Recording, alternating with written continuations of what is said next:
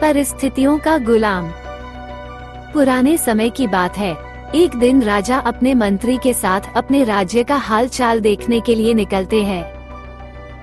वो देखते हैं कि एक किसान पथरीली और ऊबड़ खाबड़ वाली जमीन पर गहरी नींद से सो रहा था। उस किसान को देखकर राजा अपने मंत्री से कहते हैं कि जरा इसे देखो, ये बेचारा इस असुविधापूर्ण स्थिति में भी कितनी शांति से सो रहा है, और एक हम है जो कि इतनी अच्छी सुविधाएं के बावजूद भी अगर थोड़ी भी अड़चन आई तो ठीक से सो नहीं पाते हैं। मंत्री ने कहा, महाराज, ये किसान अब इस परिस्थितियों में ढल गया है, इसलिए वो अच्छे से सो रहा है। अब उसने अपनी इसी लाइफ को एक्सेप्ट कर लिया है। मनुष्य का शरीर बहुत ही कठोर होता है, उसे जैसी व्यवस्था मिलती है वैसा ही वो अपने आप को उन परिस्थितियों में ढाल देता है। राजा ने अपने मंत्री से कहा कि मुझे ये बात सच नहीं लगती है। राजा ने कहा कि हमें इसकी परीक्षा लेनी होगी। किसान की परीक्षा लेने के लिए वो उसे अपने साथ राजमहल में ले जाते हैं। यहाँ पर राजमहल में उसके लिए हर तरह की सुख सुविधा की व्यवस्था की जाती है। उस किसान को बहुत ही अच्छा नर्म बिस्तर सोने के लिए देते है। किसान भी बड़ी खुशी के साथ राजसी ठाठ बाट का आनंद लेने लगा।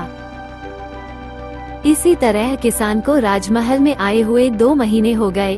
अब किसान भी इस सब सुख सुविधाओं का गुलाम बन गया था।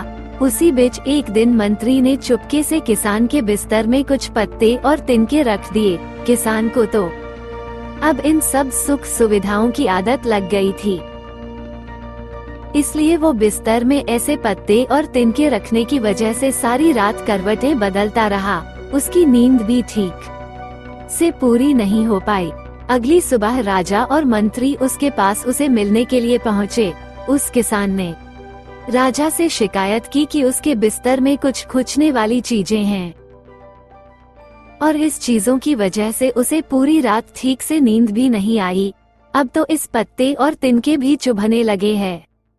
देखा महाराज, मेरी कही हुई बात सच निकली न कि मनुष्य परिस्थितियों के अनुसार ढल जाता है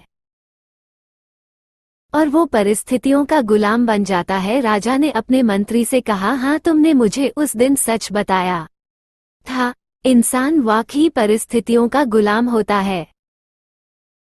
मोरल: हमें अपने शरीर को ज्यादा सुख सुविधाओं का आदी नहीं बनाना चाहिए, क्योंकि हम वैसे ही बन जाते है जैसा हमने अपने आप को बनाया होता है। अगर हमें जरूरियात से ज्यादा सुख सुविधाएं मिल जाती है तो हम कभी भी उन सुख सुविधाएं वाली परिस्थितियों के बिना रह नहीं पाते हैं।